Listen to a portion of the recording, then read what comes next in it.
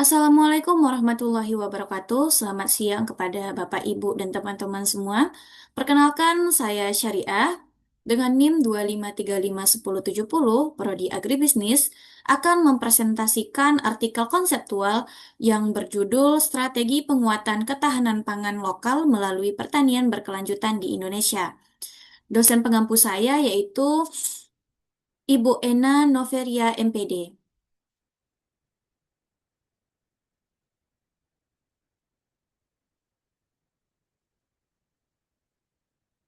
Sebelum itu, saya akan menjelaskan latar belakang dari materi yang akan saya sampaikan, yaitu latar belakang dari topik ini adalah Indonesia memiliki sumber daya pangan yang sangat beragam, namun masyarakat masih banyak bergantung pada beras sebagai makanan pokok utama. Padahal Indonesia memiliki banyak jenis pangan lokal seperti singkong, sagu, jagung, dan sorghum yang sebenarnya memiliki potensi besar. Selain itu, perubahan iklim, berkurangnya lahan pertanian, serta meningkatnya kebutuhan pangan juga menjadi tantangan dalam menjaga ketahanan pangan di Indonesia. Karena itu, diperlukan upaya untuk memperkuat ketahanan pangan melalui pertanian berkelanjutan. Lalu, saya akan menjelaskan tentang rumusan masalah. Rumusan masalahnya, berdasarkan latar belakang tersebut, terdapat tiga rumusan masalah yang saya ambil. Yang pertama, bagaimana konsep ketahanan pangan lokal berbasis pertanian berkelanjutan di Indonesia. Yang kedua, apa saja tantangan yang dihadapi dalam pengembangan pangan lokal. Dan yang ketiga, bagaimana strategi yang dapat dilakukan untuk memperkuat ketahanan pangan lokal. Lalu tujuan penulisan dari artikel ini yaitu menjelaskan konsep ketahanan pangan lokal berbasis pertanian berkelanjutan, mengidentifikasi berbagai tantangan dan pengembangan pangan lokal, menjelaskan strategi penguatan ketahanan pangan lokal, dan keempat, memberikan rekomendasi dalam mendukung ketahanan pangan nasional.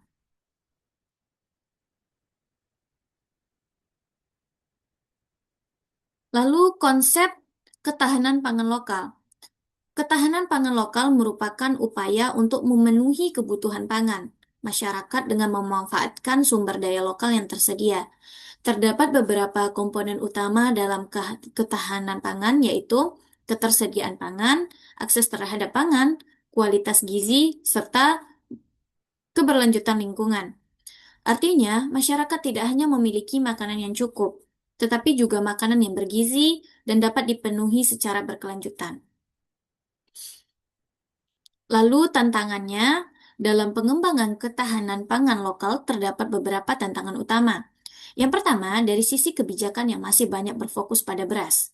Yang kedua, dari sisi infrastruktur seperti fasilitas pasca panen yang masih terbatas.